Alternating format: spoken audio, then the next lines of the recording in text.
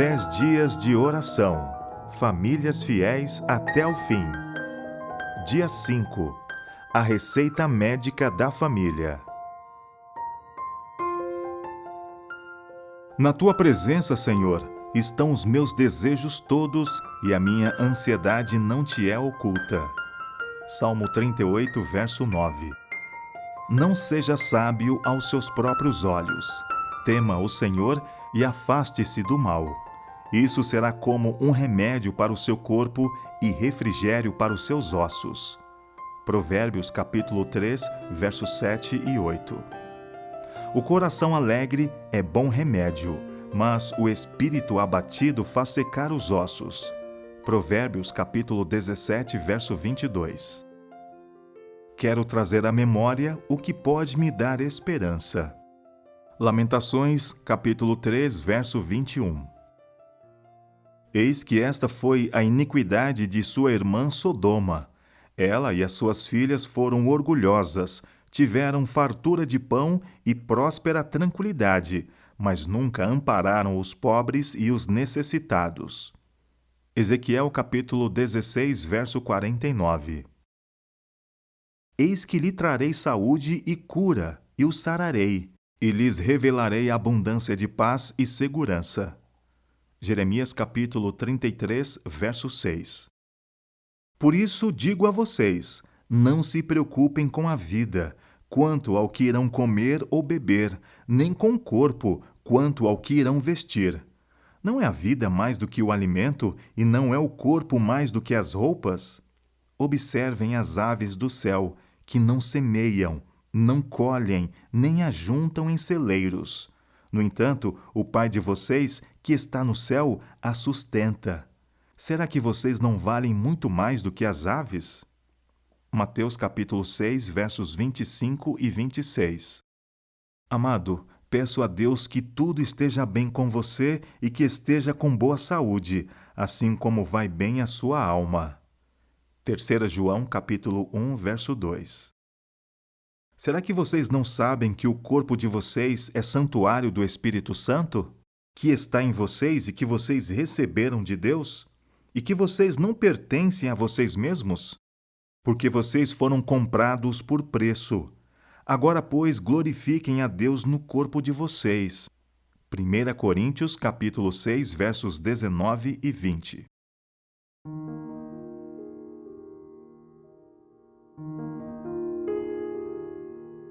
Motivo de oração. Número 1. Para que você e sua família se comprometam com a prática dos 8 remédios de Deus. Número 2. Por seus 5 familiares.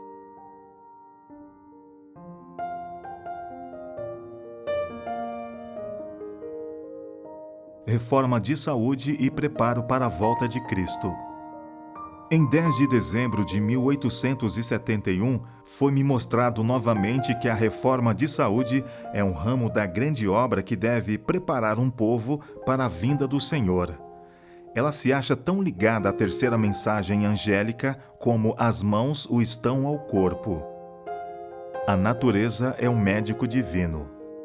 O ar puro, a alegre luz solar, as belas flores e árvores, os belos pomares e vinhas e o exercício ao ar livre em meio desse ambiente transmitem saúde, o elixir da vida. A vida ao ar livre é o único remédio de que muitos doentes necessitam. Sua influência é poderosa na cura das doenças causadas pela vida social, vida que debilita e destrói as energias físicas, mentais e espirituais. Ar puro, luz solar, abstinência, repouso, exercício, regime conveniente, uso de água e confiança no poder divino. Eis os verdadeiros remédios. Toda pessoa deve possuir conhecimento dos meios terapêuticos naturais e da maneira de aplicá-los. Apelo aos indecisos. A negligência de seguir princípios saudáveis tem manchado a história do povo de Deus. Tem havido um distanciamento constante da reforma de saúde e, como resultado, Deus é desonrado por grande falta de espiritualidade. Tem-se erguido barreiras que jamais seriam conhecidas se o povo de Deus tivesse andado na luz. Nós, que temos tido tão grandes oportunidades, permitiremos que o povo do mundo tome a nossa frente na reforma de saúde? Muitos me perguntam: qual o melhor procedimento a adotar para preservar minha saúde? Minha resposta é: parem de transgredir as leis da vida. Deixem de satisfazer o apetite depravado. Comam alimentos simples, vistam-se de modo saudável, com modesta simplicidade. Trabalhem saudavelmente e vocês nunca ficarão doentes. Não existe acaso na saúde física e mental. Hábitos físicos corretos promovem a superioridade mental.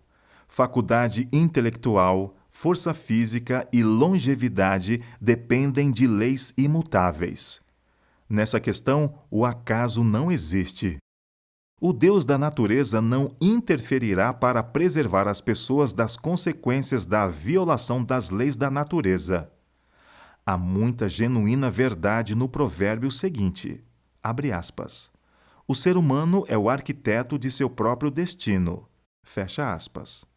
Embora os pais sejam responsáveis pela formação do caráter, bem como pela educação e instrução de seus filhos, é, por outro lado, verdade que nossa posição e prestatividade no mundo dependem, em grande medida, de nossa própria conduta. Cristo sente toda a dor. Cristo sente as misérias de todo sofredor. Quando os espíritos maus arruinam o organismo humano, Cristo sente essa ruína. Quando a febre consome a corrente vital, ele sente a agonia. E está tão disposto a curar o enfermo hoje como quando se achava em pessoa na terra. Os servos de Cristo são seus representantes, instrumentos pelos quais opera. Ele deseja, por intermédio dos mesmos, exercer seu poder de curar. Devemos conhecer as leis que regem nosso corpo. Deve-se obter conhecimento quanto ao comer, beber e vestir-se, de maneira que seja preservada a saúde. A enfermidade é causada pela violação das leis da saúde. É o resultado da transgressão das leis da natureza. Nosso primeiro dever em relação a Deus, a nós mesmos e ao nosso próximo é a obediência às leis de Deus, as quais inclui as leis da saúde. Se adoecemos, sobrecarregamos nossos amigos e nos incapacitamos para o cumprimento de nossos deveres para com a família e o próximo. E quando a morte prematura segue-se em resultado da violação da lei natural, acarretamos tristeza e sofrimento aos outros. Privamos nossos vizinhos do serviço que lhes devíamos prestar em vida. Roubamos nossa família do conforto e auxílio que lhe devíamos e roubamos a Deus do serviço que Ele requer de nós para a divulgação de sua glória. Não somos assim, no pior sentido, transgressores da lei de Deus? Todas as igrejas e todas as famílias necessitam ser instruídas com respeito à temperança cristã. Todos devem saber como comer e beber de maneira a conservar a saúde. Atravessamos as cenas finais da história deste mundo e deve haver ação harmônica nas fileiras dos observadores do sábado. Os que deixam de lado a grande obra de instruir o povo sobre esta questão não seguem o caminho que tem por guia o grande médico. Consequências das escolhas dos pais. Os pais deixam enfermidades como legado aos seus filhos. Como regra, cada intemperante que gera filhos transmite à descendência suas inclinações e más tendências. Passa-lhes enfermidades de seu próprio sangue corrupto e inflamado. Licenciosidade, doenças e debilidade são transmitidas como uma herança dos pais aos filhos e de geração a geração. E isso traz angústia e sofrimento ao mundo e não é menos que uma repetição da queda do ser humano. Saúde emocional.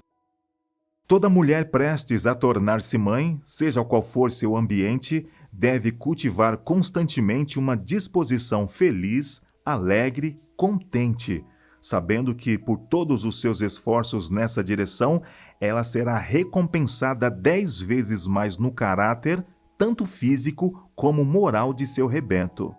Isso não é tudo.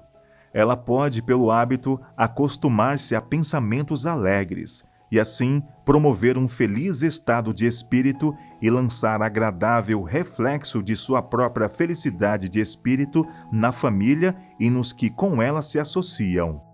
Entre a mente e o corpo há um relacionamento admirável e misterioso. Eles reagem um sobre o outro. Manter o corpo em estado sadio, a fim de que desenvolva a força, para que cada uma das partes da máquina viva possa agir harmoniosamente, deve ser o primeiro estudo de nossa vida. Negligenciar o corpo é negligenciar a mente. Não pode ser para a glória de Deus que seus filhos tenham um corpo doentio e mente definhada. A ansiedade é cega e não pode discernir o futuro, mas Jesus vê o fim desde o começo. Em toda dificuldade, ele tem um meio preparado para trazer alívio. Viver saudável. Preocupação da família. O viver saudável deve se tornar uma preocupação da família. Os pais devem despertar para as responsabilidades que Deus lhes deu. Estudem os princípios da reforma de saúde e ensinem aos filhos que o trilho da abnegação é o único caminho seguro. Pelo desrespeito à lei física, a maioria dos habitantes do mundo está destruindo seu poder de domínio próprio e se desqualificando para apreciar as realidades eternas. Voluntariamente ignorantes de sua própria estrutura, levam os filhos para a condescendência própria, preparando o caminho para que eles sofram o castigo da transgressão das leis da natureza.